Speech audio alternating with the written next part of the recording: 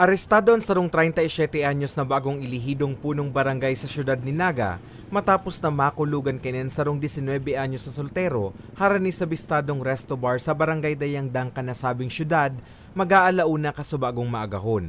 Nag-ugatan insidente matapos subot surihawan asin tubtubon kan soltero ang kotse kan opisyal.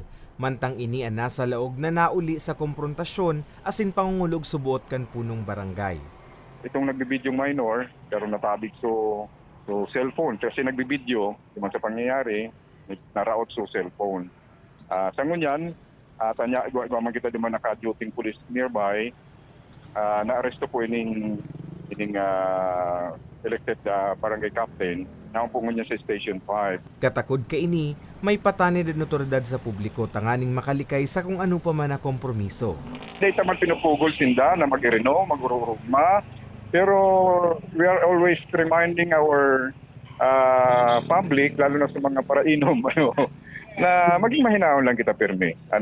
Data ng God, pag lalaog sa utak ta ang mga ininom ta, sa aram to man po baga, dahil man talagang pinatultol, dahil man naging normal ang tao pag nakainom ini. Pero ang importante po, maging lang kita pirmi, responsable, as in, pero may kitang mahinahon. At kung araw kayan, dikit na mga nonsense, sabi kayan, dikit na problema, dapat daipik papatulan.